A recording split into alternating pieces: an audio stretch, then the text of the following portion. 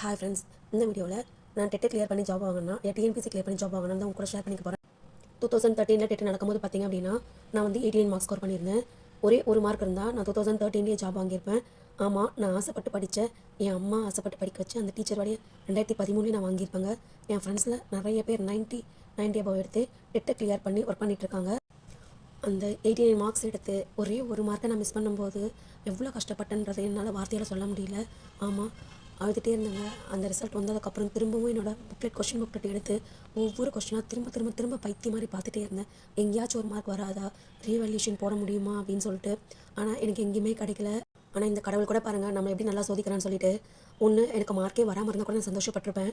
எதுக்காக 89 மார்க் வரணும், ஏன் அந்த ஒரு மார்க் போகணும், ஏன் இப்படி சொல்கிறேன்னு யோசிக்கிறீங்க இல்லையா? ஏன்னா டெட் எக்ஸாம் கல்ஃபர் பண்ணும்போது எனக்கு மேரேஜ் ஆகிட்டு இருந்துச்சு. ஒரு குட்டி பாப்பா இருந்தாங்க. ஆனால் கரெக்டாக எக்ஸாமுக்கு 1 மந்த் முன்னாடி தான் எங்கள் அம்மாவுக்கு ரொம்ப முடியாமல் போயிட்டு கான்ஷியஸ் இல்லாமல் சென்னையில் அந்த ராஜீவ்காந்தி ஹாஸ்பிட்டலில் அட்மிட் பண்ணியிருந்தோம். எங்களோட நேட்டிவ் பார்த்திங்க அப்படின்னா காஞ்சி. நான் சென்னையில் இருந்தேன். ஸோ எக்ஸாம் சென்டர் வந்து எங்கள் அம்மா வீட்டில் போட்டிருந்தேன். பாப்பா விட்டுட்டு நம்ம போய் எக்ஸாம் எழுதிட்டு வரலாம்னு சொல்லிட்டு. பட் ஆனால் யாருமே எதிர்பார்க்காத ஒரு ட்விஸ்ட்டாக எங்கள் அம்மா எக்ஸாம் அன்றைக்கி வரைக்குமே ஹாஸ்பிட்டலில் தான் அட்மிட் ஆகியிருந்தாங்க. நான் என் பாப்பாவை எங்கள் மாமியார் வீட்டில் விட்டுட்டு சென்னையில் எங்கள் அம்மாவை இன்னொருத்தரை பார்த்துக்க சொல்லிவிட்டு எக்ஸாமுக்காக மட்டும் காஞ்சிபுரம் வந்து போனேன். அதே மாதிரி இந்த எக்ஸாமை பற்றி அந்தளவுக்கு அவேர்னஸ் கிடையாது. யாருமே நம்பலை. இன்னொன்று நானுமே நம்பலை, பாஸ் ஆனால் வேலை கொடுத்துருவாங்க அப்படின்ட்டு. இல்லாட்டி என் ஹஸ்பண்ட்லாம் எனக்கு ரொம்பவே சப்போர்ட் பண்ணாங்க. என்னன்னா அவங்களாம் எனக்கு எப்படியாச்சும் ஐடியா பண்ணி இன்னும் நல்லா படிக்க வச்சுருப்பாங்க.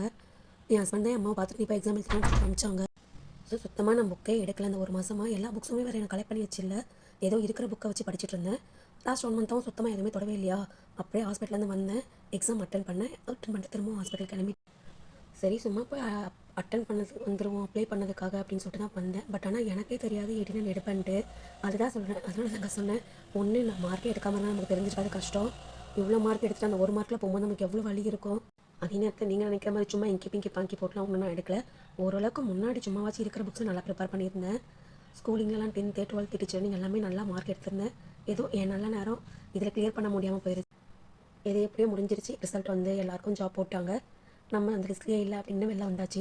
சரி என்ன பண்ணுறதுன்னு தெரியாமல் அப்படியே சும்மாவே வெட்டியாகவே போயிட்டு இருந்தது லைஃபு. அப்போ தான் வந்து டிஎன்பிசினா என்னன்னு சொல்லிட்டு கொஞ்சம் அரசல் பரசலாக கேள்விப்பட ஆரம்பித்தேன். எங்கள் எதிர் வீட்டில் இருக்கவங்க பக்கத்து வீட்டில் இருக்கவங்க அப்படி சொல்லிட்டு ஓரளவுக்கு நம்ம சரௌண்டிங் எல்லாம் போக ஆரம்பித்தாங்க. பட் நானுமே வந்து பார்த்திங்கன்னா அப்போ அந்தளவுக்கு போகவே இல்லை. அதுக்கப்புறம் வந்து 82லேருந்து பாஸ் அப்படிங்கிற மாதிரி சொன்னாங்க டெட்டில். அப்போ நம்ம தான் 89 எடுத்துருக்கோம்ல அப்படின்னு சொல்லிட்டு ஒரு சந்தோஷம். சரி வேலைக்கும் ப்ரிப்பேர் பண்ண வேணாம் அப்படின்னு சொல்லிட்டு விட்டுட்டேன். அது மட்டும் இல்லாமல் பார்த்தீங்கன்னா எனக்கு சிபிலாம் வந்து சர்டிஃபிகேட் வெரிஃபிகேஷன் போயிட்டு வந்தேன். 10th full mark 472, 12th 1080 plus என்னோடய மார்க்கு. டீச்சர் ட்ரைனிங்கும் நல்லா 90% அப்போ தான். College second mark. என்னோடய மார்க் வெயிட்டேஜ் எதில் கம்மின்னு பார்த்தீங்கன்னா டெட் மார்க் மட்டும்தான் கம்மி. அதனால எனக்குள்ள ஒரு கான்ஃபிடென்ட் எப்படியும் போட்டாங்க ஜாப் நமக்கு வந்துடும் அப்படின்னு சொல்லிட்டு வெயிட் பண்ணிட்டு இருந்தேன், எதை பற்றியுமே யோசிக்காமல்.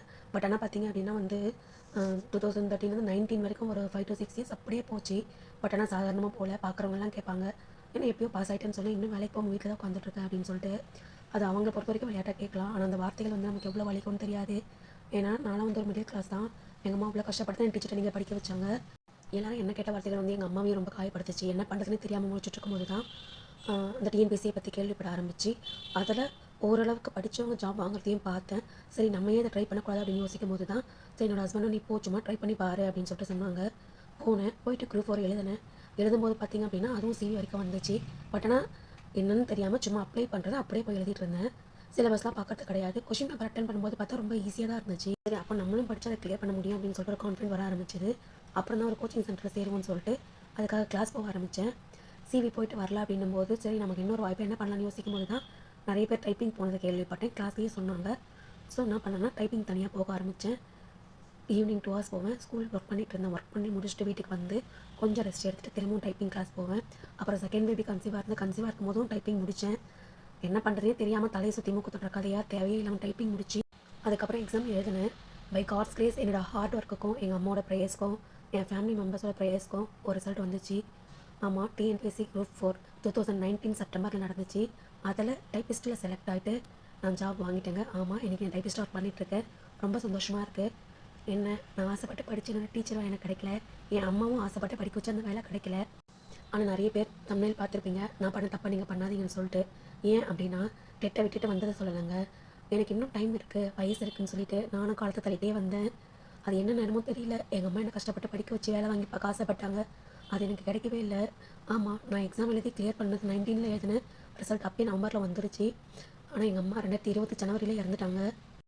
ஆமாங்க. யாருக்காக நான் ஒரு கவர்மெண்ட் வேலை வாங்கணும்னு சொல்லிட்டு, என்னோட கனவு, ஆசிரியர் கனவ மாத்திக்கிட்டு நான் லைன்ல மாறி போனனோ, அவங்க அத பார்க்கவே இல்ல. இன்னைக்கு நான் ஒரு கவர்மெண்ட் எம்ப்ளாயி. 10 பேர் என்ன கௌரவமா பார்க்குறாங்க அப்படின்னா, அதுக்கு முழு காரணம் எங்க அம்மா தான். ஆனா, இன்னைக்கு அவங்க என் கூட இல்ல. இந்த சம்பளத்தில எனக்காக கஷ்டப்பட்டு படிக்க வச்ச என் அம்மாவுக்கு எதையுமே வாங்கி தர முடியல. இந்த ஒரு நிலைமை யாருக்குமே வரக்கூடாது. அதுக்கு தாங்க சொல்கிறேன், நம்ம கூட இருக்கவங்கள இருக்கும்போதே பார்த்துக்கோங்க. அவங்க இல்லாதப்ப அவங்கள நினச்சி ஃபீல் பண்ணாமல் நம்ம லைஃப்பில் எந்த ஒரு முடிவையும் தாமதிக்காமல் எடுங்க. கிடைக்கிற வாய்ப்பு எல்லாத்தையும் பயன்படுத்துங்க. இதுதான் உங்கள் கனவு பின்னாடி ஓடுங்க, நான் வேணாம்லாம் சொல்லலை. ஆனால் அதுக்கு டைம் நிறைய எடுக்கணும் போது நம்ம வீட்டில் இருக்க பேரண்ட்ஸையும் மற்றவங்களை சந்தோஷப்படுத்துறதுக்காக சின்ன சின்ன சாக்ரிஃபைஸ் பண்ணாங்க. அது தப்பு கிடையாது. இது என்னோட பாயிண்ட் ஆஃப் வியூ. ஸோ அதே மாதிரி அவங்களோட எய்மை மாற்றி தான் ஜெயிக்கணும்னு அவசியம் இல்லை. உங்கள் எய்மையும் தெளிவாக படித்து அதையும் நல்ல மார்க் எடுத்து நீங்கள் கிளியர் பண்ணியிருக்கலாம். இப்போ நானுமே அந்த ஒரு மார்க் எடுத்திருந்தா நான் பிஏ டீச்சராக இருப்பேன். என் அம்மாவோட கனவு நிறைவேறியிருக்கும். என் மேலேயும் தப்பு இருக்கு இல்லைங்களா? அதை தான் சொல்கிறேன். இன்றைக்கி நீங்கள் படிக்கிறதுக்கு கஷ்டப்படுறீங்க, என்னால் கண் முழிச்சு படிக்க முடியல, என்னால் ஸ்ட்ரெயின் பண்ண முடியலன்னு நினைக்காதீங்க. நம்ம கனவு நமக்கானது மட்டும் இல்லை, நம்ம குடும்பத்தோட கனவு, நம்ம குழந்தைங்களோட கனவு, நம்ம ஃபேமிலியோட ஃப்யூச்சரே அதில் தான் இருக்குது அப்படின்னு நினச்சிங்கன்னா உங்களுக்கு எந்த ஒரு கஷ்டமுமே இருக்காது. கண்டிப்பாக உங்களால் ஜெயிக்க முடியும். அதனால் அதெல்லாம் யோசித்து படிங்க. டைம் வேஸ்ட் பண்ணாதீங்க. All the best friends.